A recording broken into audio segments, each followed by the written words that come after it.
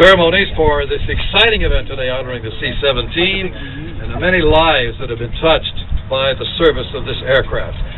As usual, I'd like to start off asking everyone to please silence cell phones, electronic devices, wireless, and all that.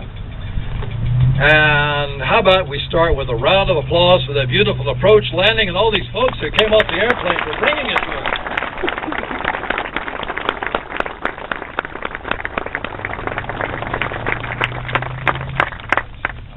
And ladies and gentlemen, I'd like to invite you right now to stand for the playing of the Star-Spangled Banner.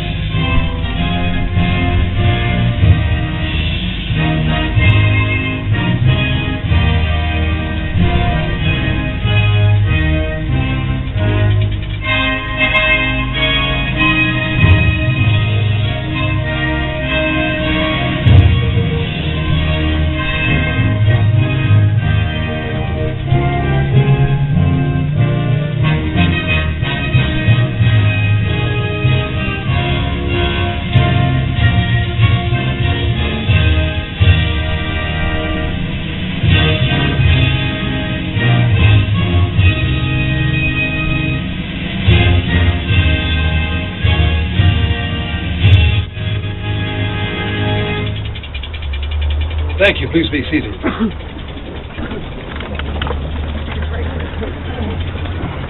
Today, we're here to celebrate the entry of this C-17 aircraft into the collection of the National Museum of the United States Air Force as the record copy for the National Historical Collection. I'd like to begin by introducing the members of our stage party.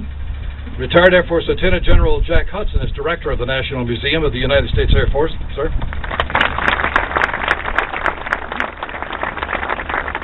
The man you just saw get off the airplane, Colonel Douglas Jaquish, who is Vice Commander of Air Force Flight Test Center at Edwards Air Force Base in California.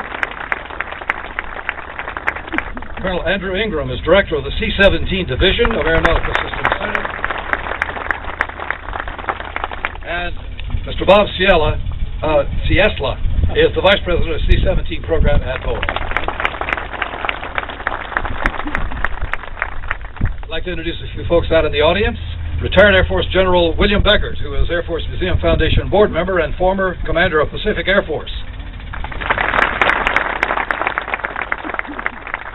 Commander of the Aeronautical Systems Center, Lieutenant General Tom Owen.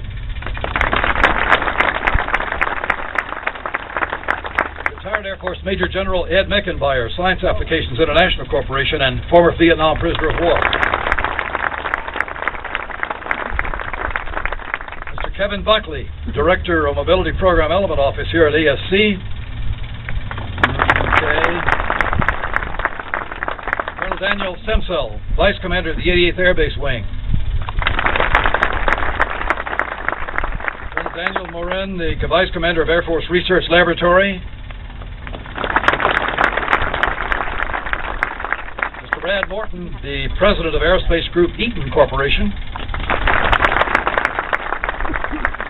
And we have a couple of members from the very first flight of this aircraft. They call it T1, the test aircraft. Mr. George London, the co-pilot. And Mr. Henry Vandegraff, the flight test engineer.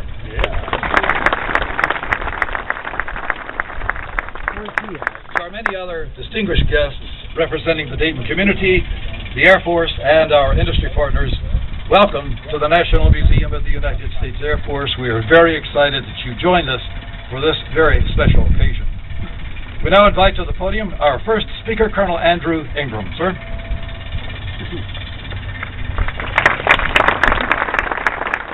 Good morning. What a beautiful morning. We started it today with a memorial ceremony with our Australian partners, and it just continues to get even better. I always start with what a privilege it is to be part of the C-17 family. You know, I've been the program director for about 10 months, but not only is it a privilege, but on days like today, it's pretty darn humbling. So I'm gonna be really careful and stick to the script here. So for that, I apologize in advance, but I'm not going to screw this up. What a crowd, and what a testimony to our C17 family. Again, I can't tell you what a privilege it is to be part of the legacy that has made all this happen, and to build on that legacy and foundation that you all have provided to our team, but also the indispensable capabilities that you provided our warfighter, as well as our virtual fleet partners around the world, and I'll mention that in more detail later. General Hudson, I can't tell you, sir, a huge thanks to you and your team. This has been an incredibly busy month for the National Museum of the United States Air Force, and for you to do this for us makes it really special, as well as what your team will do, to give T1 kind of back to America is the way I think about it. She served her Air Force for a lot of years, and now she's going to serve the nation, and everyone will get to see them here at your wonderful facility. General Beggert, thanks for being here, sir. General Owen, I am so glad you made it over. What a privilege. General Meckenbauer, thank you for being here, sir. It's always a privilege to have you in the audience. Bob, Bruce, Bev, Lisa.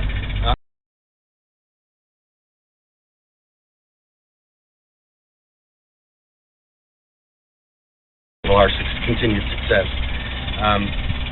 Colonel London, Henry, I know you're out there somewhere. Thanks for being here. I know it's a bittersweet day for lots of folks here, and I'll touch on that more in a moment. But 4 years after that first flight, 4 years, the first C-17s in Operation Joint Endeavor, deployed peacekeepers into Bosnia, and since that time, the Globemaster has been in every major contingency, wartime or disaster relief that this nation has been involved in. Today's virtual fleet C-17 community supports Operation Enduring Freedom around the world, and just to cite a few examples of that workhorse and that workload, in the 10.5 years of operations in Afghanistan, hundreds of millions of pounds of cargo have been delivered by airdrop alone.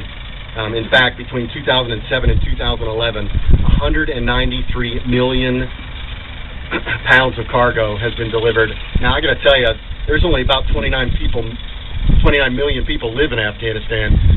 So do the math. That's about 7 million pounds per person. My UK friends would say that's a lot of kit. So today's C-17 Enterprise supports that workload with a world-class mission capability rate that on any given day is north of 85%. And that's through no small effort of today's team, but also of the work that has been done in the past. In addition to fueling the fight, as I like to say, the Globemaster fleet saves life and limb through aeromedical evacuation of our wounded, dedicated to bringing those that we send into harm's way back home to their families at any cost. And there's no more important mission than that, and the Globemaster does that as well. In December of 2010, the fleet went over 2 million flight hours. The first million took 16 years. The second million took 4. So it gives you an idea of the magnitude of what this airplane does for our nation. And in fact, every year since 2006, we have doubled the amount of airdrop delivered in the CENTCOM AOR. Every year, doubled. And it's in no small part that we're able to do that to the work that you do every day across America and across the world. So today in Long Beach, the team readies UK 8, Australia 6, UAE 4 and 5, and P217 for your United States Air Force. And I like to say, from the production line to the front line, the C-17 Virtual Fleet Partnership promotes security and opportunity through strong cooperation with our international partners to meet shared global challenges. And it happens every day in Afghanistan. So I'm obliged to take this opportunity to say a special word of thanks to the literally thousands of men and women, again, who precede us, from McDonnell Douglas, Boeing, Pratt, here at Aeronautical Systems Center, and as well as all the former members of the Air Force Flight Test Center. Some days I tell people there's got to be 3,000 people right here at ASC that have worked at one point in their career in the C-17 program office. And I was here many years ago in Raptor, now I feel like I got 3,000 people watching everything I do every day, and that's okay, because we've got as good a team today as we've ever had here, and they actually make it all happen. So, but it's clearly a consequence of your commitment, dedication, and a word I like to use in C17 context, especially from the time period in the early 90s, your perseverance that has made all this happen. And it's made the C-17 the Air Mobility Command's airlifter and America's airlifter of choice. And we do that, you know, like I said, on the foundation that you all, that preceded us, have laid down for us, and that's a tremendous gift. I actually, as if having 3,000 of my coworkers around every day to remind me of my responsibilities, I also keep a couple key pieces of paper from that early 90s time frame on my desk to remind me that our challenges aren't quite as bad as they seem, maybe, but it gives us spirit, and it lifts our morale to know that we've overcome a lot more, and we'll continue to carry that guide on into the future. So T1, wow, first flight, envelope expansion, first jump, first airdrop, first aerial refueling. You know, if the C-17 fleet is out there doing it today, T1 did it first. 1,200 flights, 3,700 flight hours, you know, numerous world payload and altitude records, and today completes, you just saw the final landing of 20 years of service. But it's really not about T1, is it? It's about the men and women, past and present, that made it all happen. You know, the guy in the arena, the guy or gal in the arena. And I know that today, to some extent, is kind of bittersweet for a lot of you, especially those of our teammates from the Air Force Flight Test Center, past and present, that have invested, you know, a considerable share of their adult lives in the care and feeding of T1 with skill, commitment, dedication, you know, to take care of the nation's very first C-17 for a long time. So these flight test professionals, as well as the jet behind us, you know, have enabled, like I said, every mission since then. And to our, not just for the United States Air Force, but again, to our international partners around the globe. Every day, your work is hard in the fight, and thank you for what you've done to contribute to that. So today, now, OT 25 behind you takes on her final mission, and it's incredibly important. So if it's bittersweet for you, I'll leave you with this thought.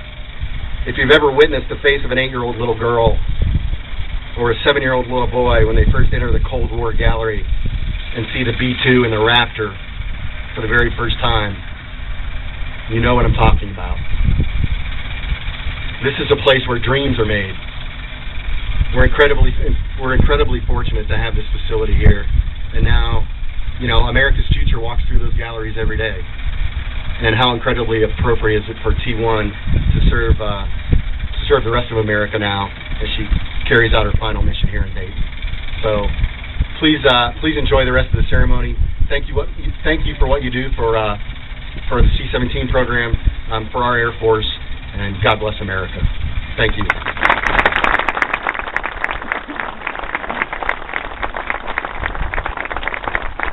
Thank you very much, Colonel Ingram.